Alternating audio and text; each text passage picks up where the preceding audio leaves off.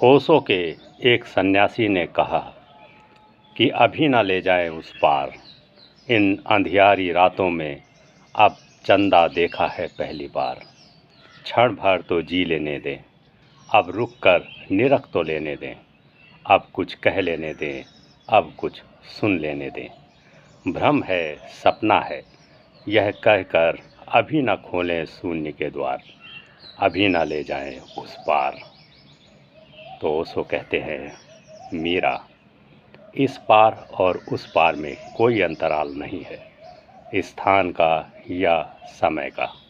जाग जाओ तो यहीं उस पार में रूपांतरित हो जाता है। भेद है जागने का और सोने का। नदी के दो तट होते हैं, उन दोनों के बीच तो फासला होता है। इस पार से उस पार जाना हो तो तैरना पड़े, नाव करनी पड़े, पतवार उठानी पड़े, जूझना पड़े आंधियों से, अंधड़ों से, और कौन जाने दूसरा पार मिले या ना मिले। उसका क्या भरोसा, नाव मझधार में डूब भी सकती है, लेकिन जीवन की नदी के ये जो दो पार हैं, उनके बीच दूरी नहीं है। उनके बीच इतनी भी दूरी नहीं है जितनी सुबह तुम्हारे सोने और जागने के बीच होती है। उसे दूरी नहीं कहा जा सकता। अभी सोए थे, अभी जाग गए।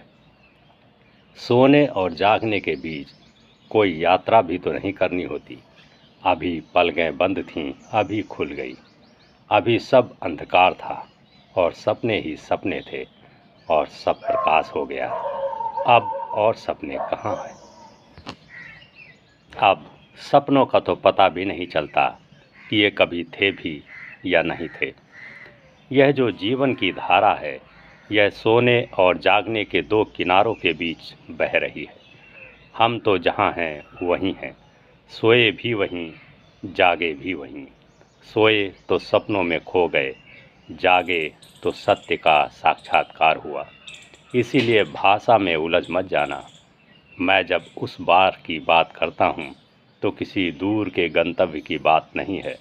कहीं जाना नहीं है, जाने की बात कहीं नहीं है, सिर्फ जागने की बात है। आप कहते हैं अभी ना ले जाएं उस पार, इन अंधियारी रातों में अब चंदा देखा है पहली बार। यह जो अनुभव हो रहा है अभी, यह जो चंद्रमा की झलक मिल रही है अभी, स्वप्न में ही है। अंधेरी रात में ही स्वप्न होते हैं, क्योंकि अंधेरा यानी निद्रा, रात यानी प्रसुप्ति। हाँ, सपना देख सकते हो तुम, उस पार का सपना।